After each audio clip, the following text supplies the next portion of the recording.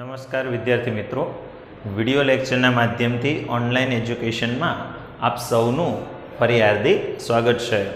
બાળકો, આપણે ગયા લેક્ચર સુધી તમને ખ્યાલ હશે સમૂહ પ્રમાણે ઇલેક્ટ્રોનીય રચના, એટલે કે એમાં આપણે સમૂહ નંબર 1 અને સમૂહ નંબર 2 આની ચર્ચા કરી હતી. બાળકો, આજે આપણે એક સરસ મજાનો અને ખૂબ ઇમ્પોર્ટન્ટ ટોપિક આપણે સ્ટાર્ટ કરવા જઈ રહ્યા છીએ કે એ ટોપિક જે છે ખૂબ લાંબો, પણ એ તમને 11 અને 12ના ધોરણની અંદર કેમિસ્ટ્રી વિષયની અંદર તમને ઘણી બધી જગ્યાએ ઉપયોગ થશે. શું કામ? કેમ કે આપણે અહીંયા આગળ જે અત્યારે ત્રીજું ચેપ્ટર ભણીએ છીએ એમાં જ આપણે પાછું એક એસ વિભાગના તત્વો એવું ચેપ્ટર ભણવાનું આવે છે, પ્લસ આપણી પાસે પી વિભાગના તત્વો ભણવાનું પણ 11માં આવે છે, એટલે કે એ 2 ચેપ્ટર થયા. અને 12મા ધોરણની અંદર બીજા 2 ચેપ્ટર આવે છે, પી વિભાગના તત્વો અને ડી અને એફ વિભાગના તત્વો. મીન્સ કે આની પછીના બીજા એવા 4 પાઠ આપણા 11th 12th સાયન્સના કેમિસ્ટ્રીમાં છે કે જેની માટે આ વસ્તુ ખૂબ ઇમ્પોર્ટન્ટ છે બાળકો. ઓકે, તો ચાલો ત્યારે આજે સ્ટાર્ટ કરીએ નવો ટોપિક. નામ છે બાળકો ઇલેક્ટ્રોનીય રચના અને તેના પ્રકાર, પછી એસ, પી, ડી અને એફ વિભાગ. બાળકો, આવું હેડિંગ છે. તો પહેલાં તો તમને હું હેડિંગ સમજાવું કે બાળકો અહીંયા આપણે શું કરવા માંગીએ છીએ. સૌથી પહેલાં હું તમને જે હેડિંગ કહું છું એ ધ્યાનથી શીખી લો, એટલે તમને ઓલમોસ્ટ આ ટોપિક 50% સમજાઈ જશે. ખાલી એક વાક્ય હું 2 વાક્ય જે સમજાવું એ સમજી લો, એટલે ભલે ગમે એટલો ટોપિક લાંબો હોય ઓલમોસ્ટ તમને 50% સમજાઈ ગયો. કે ભાઈ તમારે શું કરવાનું છે, તો કે તમને ખ્યાલ છે કે આપણી પાસે આવર્ત કોષ્ટક છે, બરાબર કે નહીં? તમે બધા જ જાણો છો કે ભાઈ આપણી પાસે એક સરસ મજાનું આવર્ત કોષ્ટક છે, બરાબર કે નહીં? હવે આ આવર્ત કોષ્ટકની અંદર આપણે અલગ અલગ તત્વોને અલગ અલગ સ્થાને મૂક્યા છે, બરાબર છે? હવે કયા તત્વને કઈ જગ્યાએ મૂકવું, આ તમારા બધાના મનમાં એ પ્રશ્ન થાય, સાહેબ અમે કે થોડા મેન્ડેલિફ છીએ કે અમે બધા તત્વો ગોઠવી નાખીએ. બાળકો, મેન્ડેલિફ નથી ગણતા ઘણી વાર લાગી હતી, આપણે જરાય વાર નહીં લાગે, બરાબર છે? કેમ? કેમ કે આપણી પાસે શું છે, તો કે બ્રહ્માસ્ત્ર છે, ઇલેક્ટ્રોન રચના. આપણી પાસે શું છે? એક બ્રહ્માસ્ત્ર છે, ઇલેક્ટ્રોન રચના. બિલકુલ, ઇલેક્ટ્રોન રચનાને આધારે આપણે અલગ અલગ તત્વો છે એને કયા કયા વિભાગમાં મૂકશું, અને અહીંયા આખા જે તત્વો બધા 118 આપણે ગોઠવીએ છીએ એને આપણે ટોટલી 4 ભાગમાં ડિવાઈડ કરશું. હવે કયા કયા ભાગમાં ડિવાઈડ કરીએ એ તમને કહી દઉં છું. એસ વિભાગના તત્વો, રેડી? પછી પી વિભાગના તત્વો, પછી છે ડી વિભાગના તત્વો, અને પછી છે એફ વિભાગના તત્વો. તો બાળકો, અહીંયા આગળ ક્યારે કયું તત્વ કયા વિભાગમાં ગોઠવવું, બરાબર છે, એ શેના ઉપરથી નક્કી થશે? ઇલેક્ટ્રોન રચનાને આધારે. મીન્સ કે જો હવે સરળ ભાષામાં કહું તો કે આપણે આવર્ત કોષ્ટકમાં જેટલા તત્વો છે એને 4 ભાગમાં ડિવાઈડ કરીએ છીએ. એસ વિભાગ, પી વિભાગ, ડી વિભાગ અને એફ વિભાગ. ક્યારે કયું તત્વ ક્યાં મૂકવું એ શેના આધાર ઉપર નક્કી થાય છે? ઇલેક્ટ્રોન રચના અને એના પ્રકાર ઉપરથી નક્કી થાય છે કે ભાઈ કયા તત્વની ઇલેક્ટ્રોન રચના કયા પ્રકારની છે, એના ઉપરથી આપણે આવર્ત કોષ્ટકના તમામ તત્વોને 4 ભાગની અંદર વહેંચીએ છીએ. આટલો કોન્સેપ્ટ ક્લિયર થયો? મગજમાં બેઠું બાળકો? ઓકે, સરસ. હવે જો બાળકો શું થાય છે, તો કે પહેલો મુદ્દો એમ કે છે કે આઉફબાઉનો સિદ્ધાંત અને પરમાણુઓની ઇલેક્ટ્રોન રચના એ આવર્તી વર્ગીકરણનો સૈદ્ધાંતિક પાયો છે. મતલબ શું કે આપણે જે આ આવર્ત કોષ્ટકની અંદર જે આ તત્વોની ગોઠવણી કરીએ છીએ તો ત્યારે તમને ખબર છે કે આપણે સમાન ગુણધર્મવાળા જે તત્વો હોય એને એક સમૂહ કે એક આવર્તની અંદર ગોઠવેલા છે. આવું આપણે આવર્ત અને સમૂહની ઇલેક્ટ્રોન રચનામાં ભણાવી દીધું છે કે ભાઈ એક આવર્તના તત્વો અને એક સમૂહના તત્વો કે એના ગુણધર્મો સામાન્ય રીતે સમાન રહેતા હોય છે. તો અહીંયા આગળ આપણે જે આવર્ત કોષ્ટકમાં તત્વોનું જે વર્ગીકરણ કરીએ છીએ એમાં સૌથી પાયાની બાબત કોણ છે, તો કે એક તો એની ઇલેક્ટ્રોન રચના. આવર્ત કોષ્ટકની અંદર આપણે જે તત્વોની ગોઠવણી કરીએ છીએ બાળકો, રેડી, એની પાયાની સૌથી મોટી બાબત શું છે, તો કે જે તે પરમાણુઓની ઇલેક્ટ્રોન રચના. એ જ તમારા આવર્તી વર્ગીકરણ, એટલે કે આવર્ત કોષ્ટકમાં તત્વોની ગોઠવણી, બરાબર, એનો સૈદ્ધાંતિક પાયો પૂરો પાડે છે. તો ઘણા કે સાહેબ આ શું વળે? આવભાવ. બાળકો, આપણે આમ તો ચેપ્ટર 2 ની અંદર આને વિસ્તારથી ભણશું, પણ અત્યારે તમને કોઈ ડિફિકલ્ટી ન રહે એટલે થોડોક ઉપર છલ્લો ખ્યાલ આપી દઉં. બાળકો હાવભાવ એનો મતલબ થાય છે ક્રમશઃ ગોઠવણી થવી. હાવભાવ એનો મતલબ શું થાય? ક્રમશઃ ગોઠવણી થવી. બાળકો તમને ખ્યાલ હશે આપણે 1 થી 30 તત્વોની ઇલેક્ટ્રોન રચના શીખ્યા. મને ગયો એ 1 થી 30 તત્વોમાં હું ઇલેક્ટ્રોન ભરતો તો બાળકો, ત્યારે મેં તમને કીધું હતું ચાલો ભાઈ 1s ભરો, પછી 2s ભરો, 2p ભરો, 3s ભરો. તો બાળકો એ બધો ક્રમ મને ક્યાંથી ખબર પડે છે? એ આમાંથી ખબર પડે છે. હાવભાવના સિદ્ધાંતની અંદર શું કીધું છે? તો કે અલગ અલગ કક્ષકોની શક્તિનો ક્રમ આપેલો છે કે કઈ કક્ષક પછી કઈ કક્ષક ભરવાનો વારો આવશે એની જાણ આપણને હાવભાવના સિદ્ધાંતથી થાય. એટલે ઓલમોસ્ટ તમને અડધો ક્રમ જોઈએ ને તો આવડી જ ગયો જ બાળકો. મને કહો મેં તમને એવું શીખવાડ્યું હતું કે પહેલા કઈ ભરવાની? 1s. પછી કઈ ભરવાની? તો કે 2s. પછી કઈ ભરવાની? તો કે 2p. પછી કઈ ભરવાની? તો કે 3s. પછી કઈ ભરવાની? તો કે 3p. પછી યાદ કરો મેં તમને કીધું તું 3p પછી 3d નો વારો નથી આવતો. કોનો વારો આવે છે? 4s. તો એનો મતલબ એમ કે 1s કક્ષક કરતા 2s કક્ષકની શક્તિ વધારે છે, 2s કરતા 2p ની શક્તિ વધારે છે, 2p કરતા 3s ની શક્તિ વધારે છે, 3s કરતા 3p ની શક્તિ વધારે છે, 3p કરતા 4s ની શક્તિ વધારે. આ બસ આ કક્ષકોની જે શક્તિનો ક્રમ એ આપણને ક્યાંથી મળે છે? હાવભાવમાંથી મળે છે. અને એ હાવભાવમાંથી જે આ ક્રમ મળ્યો બસ એ પ્રમાણે આપણે ઇલેક્ટ્રોન ગોઠવીએ છીએ એટલે આપણને ઇલેક્ટ્રોન રચના મળે છે. એટલે કે હાવભાવના સિદ્ધાંતમાંથી આપણને અલગ અલગ પરમાણુય કક્ષકોની શક્તિ ખબર પડી જાય છે અને એ શક્તિ પ્રમાણે આપણે અલગ અલગ કક્ષાની અંદર અલગ અલગ તત્વોમાં ઇલેક્ટ્રોન ભરીએ છીએ એટલે આપણને ઇલેક્ટ્રોન રચના મળી જાય છે. અને ઇલેક્ટ્રોન રચના મળી જાય છે એ જ આપણા આવર્ત કોષ્ટકમાં તત્વોની ગોઠવણીનો મેઇન પાયો છે. આપણે ગયા લેક્ચરની અંદર જ તમને મેં સમજાવ્યું હતું કે આવર્ત કોષ્ટકમાં તત્વોની ગોઠવણી જે કરીએ બાળકો આપણે રેડી, ત્યારે પરમાણુ ભાર કરતા સૌથી મહત્વ કોને આપ્યું હતું? આપણે પરમાણુ ક્રમાંકને. શું કામ? કેમ કે પરમાણુ ક્રમાંક છે એના ઉપરથી આપણને આખી ઇલેક્ટ્રોન રચના નક્કી થાય છે.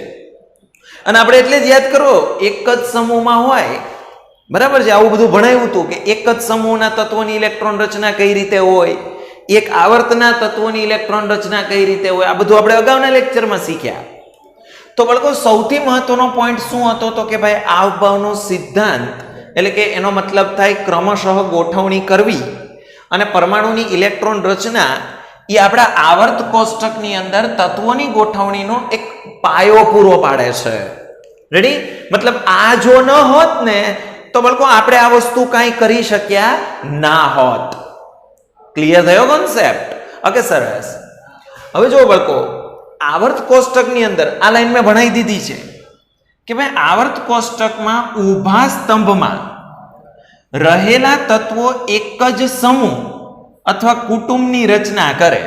આપણે ભણાવ્યું હતું કે આવર્ત કોષ્ટકમાં એક જ ઊભા સ્તંભમાં જે તત્વો હોય, આપણે સમૂહ નંબર 1 અને સમૂહ નંબર 2 ભણાવ્યા છે, બે યાદ આવે છે?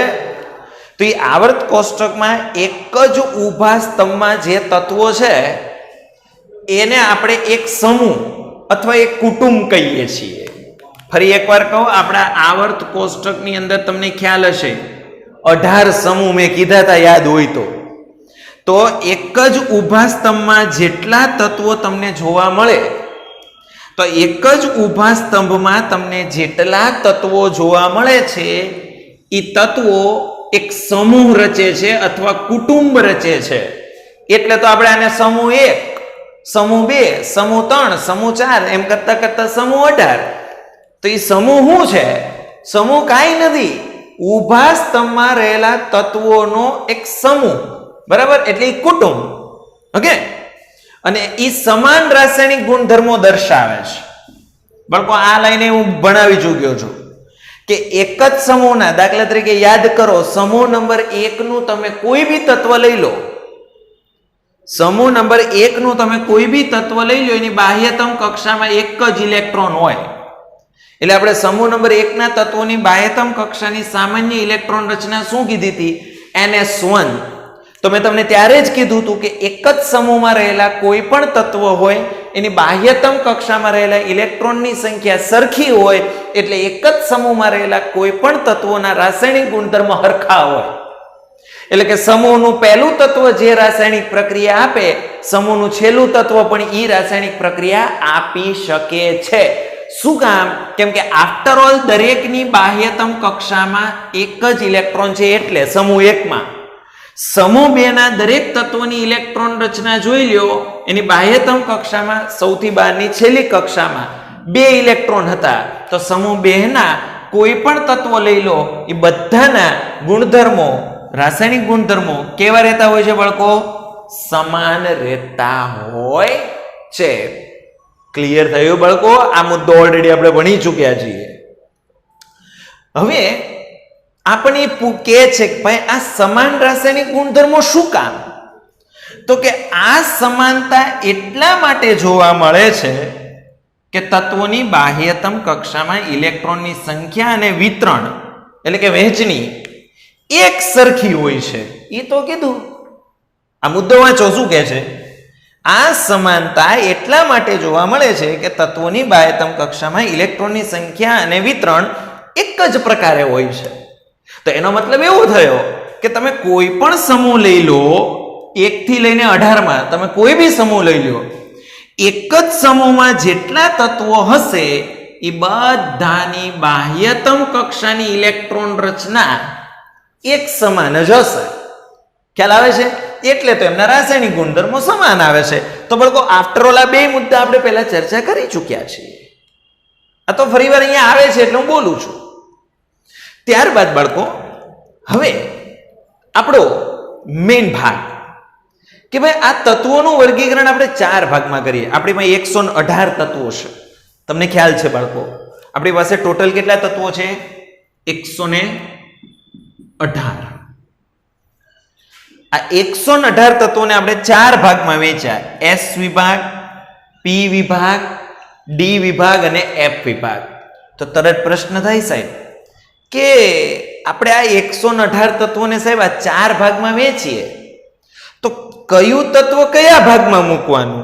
એટલે કે S ભાગમાં સાહેબ કયું તત્વ મૂકવાનું, P ભાગમાં કયું તત્વ મૂકવાનું, D ભાગમાં કયું મૂકવાનું, F વિભાગમાં કયું મૂકવાનું, એ અમને કેમ ખબર પડે? બળકો ચપટી વગાડતા આવડી જાય એવું છે. એનો આધાર કે કયા પ્રકારની પરમાણુય કક્ષકો ઇલેક્ટ્રોન દ્વારા ભરાય છે ને એના ઉપર હોય. એટલે કે કોઈ બી તત્વ S વિભાગમાં છે, P વિભાગમાં, D વિભાગમાં કે F વિભાગમાં, એ શેના ઉપરથી ખબર પડે? તો કે એમાં કયા પ્રકારની પરમાણુય કક્ષક ઇલેક્ટ્રોન દ્વારા ભરાય. બળકો આ મેં ચોપડીનું વિધાન લખ્યું છે. તમારે શું યાદ રાખવાનું? ભૂલે જ નહીં થાય. જોજો, કોઈ પણ તત્વ હોય એમાં સૌથી છેલ્લો ઇલેક્ટ્રોન, કોઈ પણ તત્વની અંદર સૌથી છેલ્લો ઇલેક્ટ્રોન જે પરમાણુય કક્ષકમાં ભરાય એના ઉપર તેનો વિભાગ નક્કી થાય. ફરીવાર બોલું છું, કોઈ પણ તત્વ હોય એમાં સૌથી છેલ્લો ઇલેક્ટ્રોન જે પરમાણુય કક્ષકમાં ભરાય એના ઉપરથી એનો વિભાગ નક્કી થાય. દાખલા તરીકે તમારી પાસે કોઈ તત્વ હોય એમાં છેલ્લો ઇલેક્ટ્રોન S કક્ષકમાં જતો હોય. તમારી પાસે કોઈ તત્વ હોય એમાં સૌથી છેલ્લો ઇલેક્ટ્રોન જો S કક્ષકમાં જતો હોય તો બળકો ઈ તત્વ S વિભાગનું ગણાય. ફરીવાર બોલું છું, કોઈ પણ તત્વની અંદર સૌથી છેલ્લો દાખલ થતો ઇલેક્ટ્રોન જે પરમાણુય કક્ષકમાં દાખલ થાય એના ઉપર તેનો વિભાગ નક્કી થાય. દાખલા તરીકે કોઈ તત્વમાં સૌથી છેલ્લો ઇલેક્ટ્રોન જો S કક્ષકમાં જાય તો બાળકો ઈ S વિભાગનું તત્વ કહેવાય. દાખલા તરીકે હું તમને એક ઉદાહરણ આપું એટલે વધારે આઈડિયા આવશે. તમને બધાને ખબર જ હશે એક તત્વ છે Na, સોડિયમ. કેટલામું તત્વ છે બાળકો? યાદ કરો, સોડિયમ. કેટલામા નંબરનું છે? 11મા નંબરનું તત્વ છે સોડિયમ. બાળકો સોડિયમની ઇલેક્ટ્રોન રચના મેં શીખવાડી છે. શું થાય? નિયોન કોર 3s1 થાય. એટલે કે સોડિયમમાં 11 ઇલેક્ટ્રોન હોય ટોટલ, કેમ કે એનો પરમાણુ ક્રમાંક 11 છે. તો એમાં 11મો સૌથી છેલ્લો ઇલેક્ટ્રોન જો ક્યાં ભર્યો તમે? S માં, 3s માં જ ભર્યો જોવો જોઈએ. સોડિયમ 11મા નંબરનું તત્વ, એમાં 11 ઇલેક્ટ્રોન હોય તો એમાં 11મો સૌથી છેલ્લો ઇલેક્ટ્રોન તમે ક્યાં ભર્યો બાળકો? 3s માં ભર્યો કે ન ભર્યો? તો સોડિયમનો સૌથી છેલ્લો ઇલેક્ટ્રોન કઈ પરમાણવીય કક્ષકમાં ગયો? તો કે S કક્ષકમાં ગયો. તો સોડિયમ કયા વિભાગનું તત્વ હોય? S વિભાગનું. દાખલા તરીકે બાળકો શીખવાડું, સોડિયમ પછીનું તત્વ મેગ્નેશિયમ. કેટલામા નંબરનું છે? 12મા નંબરનું છે. તો 12મા નંબરનું તત્વ છે મેગ્નેશિયમ. બાળકો એની ઇલેક્ટ્રોન રચના શું યાદ કરો જોઈએ? Neon core 3s2. મેગ્નેશિયમ 12મા નંબરનું તત્વ છે, નિયોન કોર 3s2. તો બાળકો એમાં 12 ઇલેક્ટ્રોન હોય. મેગ્નેશિયમમાં 12 ઇલેક્ટ્રોન હોય. તો મને કે આ 12મો ઇલેક્ટ્રોન ક્યાં દાખલ થયો? 3s માં થયો ને, 12મો સૌથી છેલ્લો. તો મેગ્નેશિયમમાં સૌથી છેલ્લો ઇલેક્ટ્રોન 3s માં, મતલબ S કક્ષકમાં દાખલ થયો. તો મતલબ મેગ્નેશિયમ પણ S વિભાગનું કહેવાય. તો એવી જ રીતે બાળકો કોઈ તત્વમાં છેલ્લો ઇલેક્ટ્રોન જો P કક્ષકમાં દાખલ થાય, કોઈ તત્વની અંદર છેલ્લો દાખલ થતો ઇલેક્ટ્રોન જો P કક્ષકમાં દાખલ થાય તો બાળકો એને આપણે P વિભાગનું તત્વ કહીશું. જો સૌથી છેલ્લો દાખલ થતો ઇલેક્ટ્રોન P કક્ષકમાં દાખલ થાય તો એને આપણે P વિભાગનું તત્વ કહીશું. દાખલા તરીકે નાઇટ્રોજન. બાળકો આ નાઇટ્રોજન 7મા નંબરનું તત્વ છે.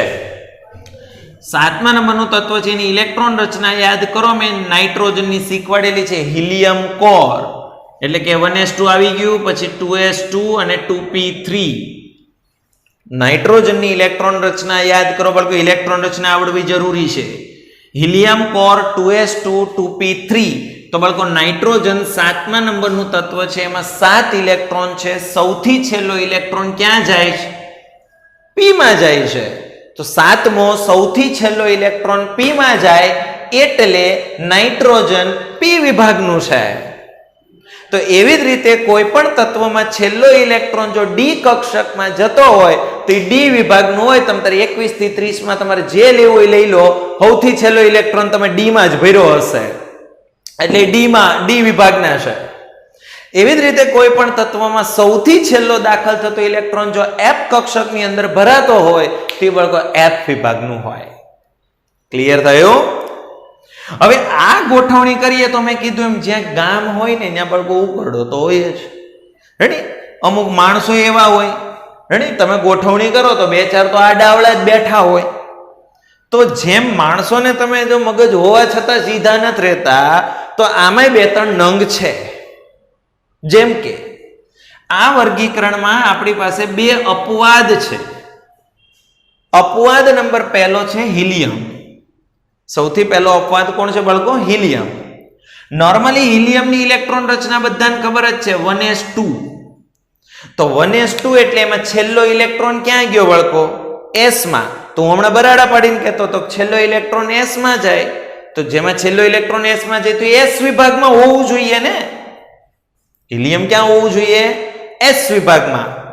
પણ એને આપણે સમૂહ 18 માં P વિભાગમાં મૂકેલું છે. એટલે કે અહીંયા મૂકેલું છે. સમૂહ 18 માં P વિભાગમાં મૂકેલું. તો ઘણા કે લે સાહેબ એવું કેમ? તો બાળકો તમને મેં પહેલાય શીખવાડ્યું હતું કે હિલિયમની અંદર માત્ર એક જ કક્ષા હોય.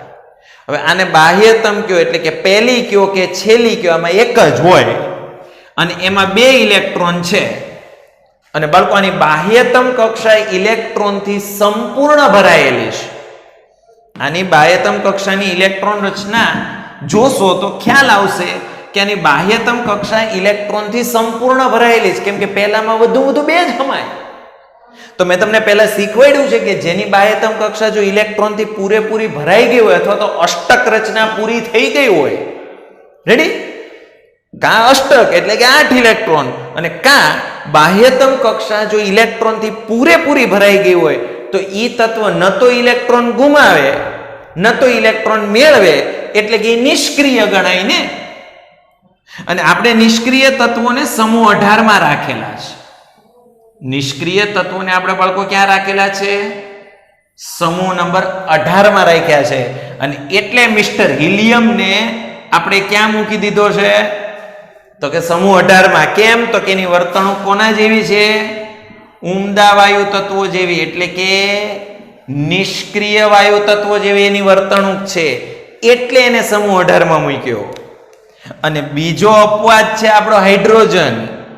હવે હાઇડ્રોજનની ઇલેક્ટ્રોન રચના એ બધાને આવડતી હોય, 1s1. તો કે એમાં સૌથી છેલ્લો ઇલેક્ટ્રોન ક્યાં ગયો? તો કે s માં. તો એમાં જો માત્ર એક જ ઇલેક્ટ્રોન છે ને s છે ને, હાઇડ્રોજનમાં એક જ ઇલેક્ટ્રોન છે એ s માં છે, એટલે એનો મતલબ એમ કે એમાં એક જ s ઇલેક્ટ્રોન છે. તો સ્વાભાવિક વસ્તુ છે કે સમૂહ 1 માં આલ્કલી ધાતુ તત્વો સાથે હોવું જોઈએ, એટલે કે s માં છે તો એ સ્વાભાવિક વસ્તુ છે. જો આ 1s1 યાદ કરો, સોડિયમની યાદ કરો, જુઓ તો કે સોડિયમમાં 3s1, લિથિયમમાં 2s1.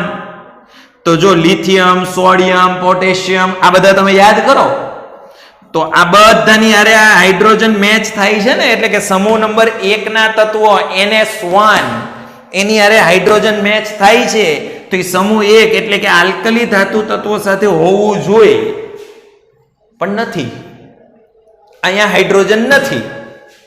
શું કામ? કેમ કે મોટી વેરાયટી છે. એની બાહ્યતમ કક્ષા એટલે કે પહેલી કયો છેલ્લી કયો, એની પાસે મૂળ એક જ કક્ષા હોય. હવે એમાં એક ઇલેક્ટ્રોન છે, તો મને કહો આને નિષ્ક્રિય બનવું હોય એટલે કે સ્થાયી થવું હોય, આને નિષ્ક્રિય થવું હોય, સ્થાયી થવું હોય, તો આમાં કેટલા ઇલેક્ટ્રોનની જરૂર પડે? એકની જ ને, કેમ કે એક હતો ને એક મેળવે એટલે હિલિયમ જેવો થઈ જાય. એક એની પાસે હતો ઇલેક્ટ્રોન, હવે એક ઈ કોક પાસેથી બૂચ મારી આવે એટલે હિલિયમ જેવો થઈ જાય. હિલિયમ નિષ્ક્રિય છે તમે જાણો છો. તો એનો મતલબ એમ છે કે તો ઈ શું કરે છે? તો કે સમૂહ 17 ના તત્વોની જેમ, કોની જેમ?